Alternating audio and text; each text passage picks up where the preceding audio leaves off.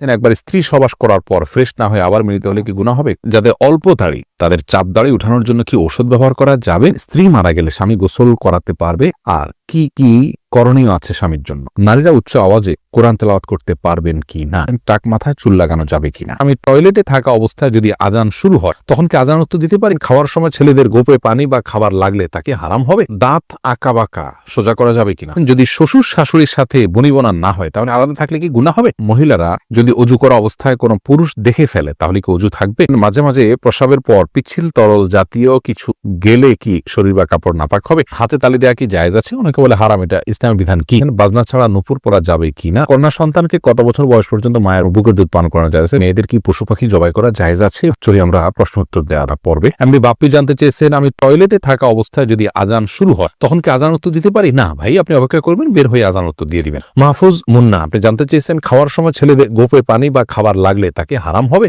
না, এমন কোনো কথা নেই। গোপে পানি বা খাবার লাগলে হারাম হয়ে যাবে, এটা জায়েজ নাই। এমনি লিটন হোসেন জানতে চেয়েছেন, দাঁত আঁকা বাঁকা সোজা করা যাবে কিনা? হ্যাঁ, যাবে, কোনো অসুবিধা নেই। আঁকা বাঁকা দাঁতকে সোজা করাতে কোনো অসুবিধা নেই, এটা খুবই সাধারণ একটি বিষয়, অনেকেই করে থাকেন আজকাল, অসুবিধা নেই ইনশাআল্লাহ। শারমিন সোনালী আপনি জানতে চেয়েছেন, যদি শ্বশুর শাশুড়ির সাথে বনিবনা না হয় তাহলে আলাদা থাকলে কি গুনাহ হবে? আলাদা থাকলে গুনাহ হবে না, ওনাদের হক যদি মোটামুটি আদায় করা হয়, তাদের যেটুকু প্রয়োজন, আলাদা থাকলে যে গুনাহ হবে এমন কোনো কথা। আব্দুল মোমিন জানতে চেয়েছে, মহিলারা যদি অজু করা অবস্থায় কোনো পুরুষ দেখে ফেলে তাহলে কি অজু থাকবে? দেখুন ভাই আব্দুল মোমিন, অজু করা অবস্থায় কোনো পুরুষ দেখলে অজু ভাঙবে এমন নয়, তবে সেটা যদি ইচ্ছাকৃত দেখেন তাহলে গুনাহ হবে, অনিচ্ছাকৃত হলে গুনাহ হবে না, কিন্তু এই দেখার সাথে অজু ভাঙার কোনো সম্পর্ক না, অজু থাকবে ইনশাআল্লাহ। এমডি নাসির উদ্দিন জানতে চেয়েছেন, মাঝে মাঝে প্রস্রাবের পর পিচ্ছিল তরল জাতীয় কিছু গেলে কি শরীর বা কাপড় নাপাক হবে? যদি শরীরে লাগে তাহলে সে অংশটা ধুয়ে ফেলবেন, কাপড় লাগলে সে অংশটা ধুয়ে ফেলবেন, বাস, তাহলেই চলবে।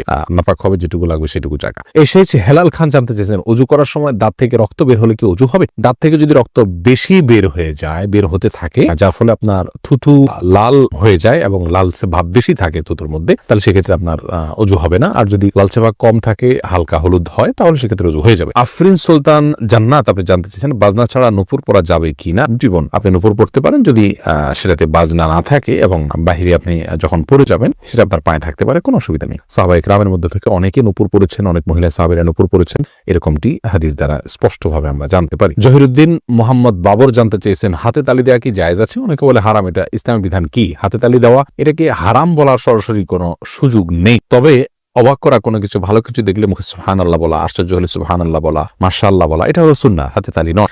কিন্তু যদি কেউ হাতে তালি দেন তাহলে সেক্ষেত্রে হারাম হয়ে যাবে, এটা মোটেও সঠিক নয়। এম এস আল মামুন জানতে চেয়েছেন, কন্যা সন্তানকে কত বছর বয়স পর্যন্ত মায়ের বুকের দুধ পান করানো যায়? কন্যা এবং ছেলে সন্তান সবার জন্য একই বিধান, 2 বছর পান করাবেন। ইমাম আবু হানিফার মতে তার বেশি পান করানো জায়েজ নেই, অন্যান্য ইমামদের অনেকের মতে জায়েজ আছে, যেহেতু কোনো নিষেধাজ্ঞা নেই, যেহেতু আল্লাহ কোরআন কারিমে হাওলাইনে কামেলাইনি বলেছেন, লিমান ওই আরাদা আন ইউতিম্মা রাদাআহ, যে ব্যক্তি দুধ পান করার সময় পূর্ণাঙ্গতায় পৌঁছাতে পান তিনি 2 বছর করাবেন। আল্লাহ তাআলা পরিষ্কার বলেছেন, এজন্য 2 বছর করানো জায়েজ আছে। সায়েন্টিফিক্যালি বিষয়টা প্রমাণিত যে পরে আর মায়ের বুকের দুধে কোনো উপকারিতা বাচ্চার জন্য থাকে না, এজন্য 2 বছর পান করাবেন, ছেলে হোক মেয়ে হোক, যে মানে উভয় ক্ষেত্রে। খালেদা আক্তার জানতেছেন, মেয়েরা পর্দা না করলে মা বাবার কবরে কি আযাব হবে? মা বাবার যদি সেখানে কোনো দায় থাকে, ত্রুটি থাকে, তাহলে সেক্ষেত্রে তাদের আযাব হতে পারে, কিন্তু মা বাবা যদি তাদেরকে সঠিক পথের দিশা দিয়ে থাকেন, বুঝিয়ে থাকেন, দায়িত্ব পালন করে থাকেন, তাহলে সেক্ষেত্রে তাদের দায়ভার তারা শুধু সন্তানরাই বহন করবে, মা বাবার কোনো কিছু দায়ভার চাপানো হবে না। আল্লাহ বলেছেন, লা তাযরু ওয়াজরাতুন উযরা উখরা, কারোর দায়ভার অন্য কেউ বহন করবে না। লাইসা লিল-ইনসানি ইল্লা মা সাআ, প্রত্যেকে যা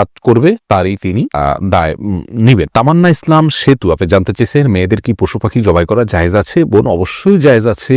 মুরগি, হাঁস, এই জাতীয় পশু পাখি, গরু, এগুলো জবাই করার ক্ষেত্রে অনেক উদাহরণ আমাদের সমাজে আছে। যেমন ভাই বোন দুজন মিলে একসাথে গরু জবাই করতে পারবেন না শেয়ারে, তারপরে আপনার মেয়েরা গরু বা ছাগল বা কোনো পশু জবাই করতে পারবেন না, গোসল ফরজ অবস্থায় গরু ছাগল জবাই করা যাবে না, স্বামী স্ত্রী একজন ধরবে না, একজন জবাই করবে করা যাবে না, এরকম নানাবিধ কথা আমাদের সমাজে প্রচলিত আছে। এগুলো সবগুলো ভ্রান্ত ধারণা।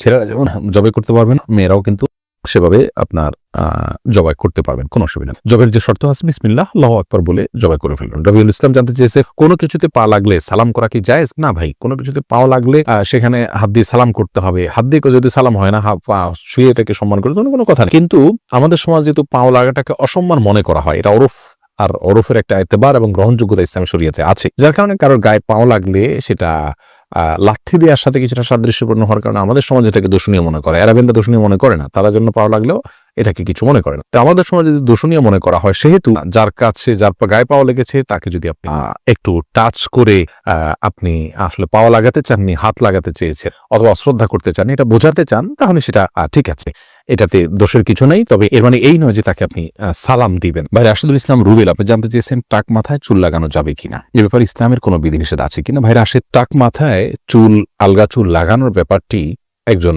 স্বাভাবিক অবস্থায় একজন মানুষের জন্য জায়েজ নাই, কারণ আল্লাহ রাব্বুল আলামিন বলেছেন লা তাবদীলা লিখালকিল্লাহ, আল্লাহর সৃষ্টিতে কোনো প্রকার পরিবর্তন করা চলে না। এখন কারো চুল পড়ে গেছে, তিনি আলগা চুল লাগিয়েছেন, এটা এক ধরনের প্রতারণার মতো। যেমনি ভাবে চুল সাদা হয়ে গেলে সেটাকে কালো করার যে একটা প্রয়াস, প্রবণতা, নিজের বয়স লুকানোর চেষ্টা, অথবা বয়স ছাড়াও অনেক সময় সাদা হয়ে থাকে, তো এই যে নিজের অবস্থার পরিবর্তন করার চেষ্টা, এই জিনিসটাকে ইসলাম ভালোভাবে দেখে না। অতএব এটাকে স্বাভাবিকভাবে রেখে দেওয়াটাই উচিত, এবং এখানে কোনো প্রকার লুকোচুরি করা এটা অনুচিত এবং অসুন্দর। এমডি আব্দুল্লাহ জানতে চেয়েছেন নারীরা উচ্চ আওয়াজে কোরআন তেলাওয়াত করতে পারবেন কি না।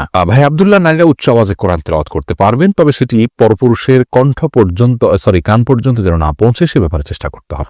নিজের বাসায় করতে পারেন, নিজের ঠিকানায় করতে পারেন। নিজের ঠিকানায় যদি, বাসায় যদি দেবর থাকে, অন্য কেউ থাকেন, তাহলে তাদের কান পর্যন্ত যেন আওয়াজটি না যায়, সে ব্যাপারে তাকে সচেতন থাকতে হবে। কারণ কোরআন তেলাওয়াতের ক্ষেত্রে কণ্ঠের মধ্যে কোমলতা সৃষ্টি করতে হয়, সৌন্দর্য সৃষ্টি করে তেলাওয়াত করা হলো তেলাওয়াতের আদব। আর সে আদব রক্ষা করতে গিয়ে কিন্তু তিনি কোমল কণ্ঠে, সুন্দর কণ্ঠে পড়তে যাবেন, সেটি পরপুরুষের মনের মধ্যে বাজে চিন্তা আসার কারণ হতে পারে। সেই জায়গা থেকে তিনি জোরে পড়বেন, যদি একাকী থাকেন বা কেউ না শুনে।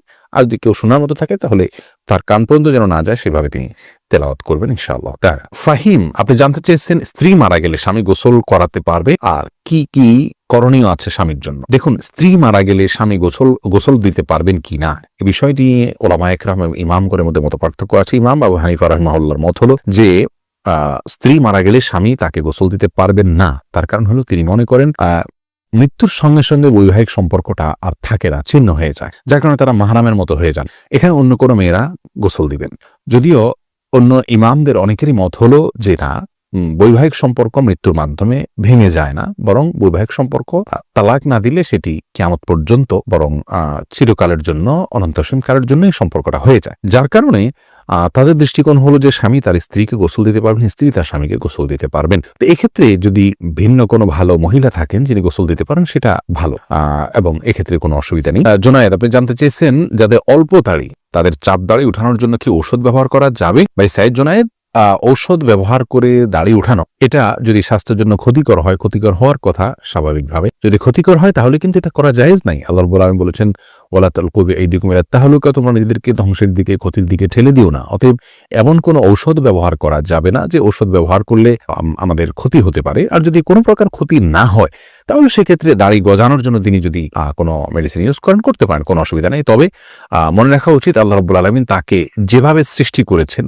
সেটার উপরে সন্তুষ্ট থাকা, এটার মধ্যেই কল্যাণ নিহিত আছে।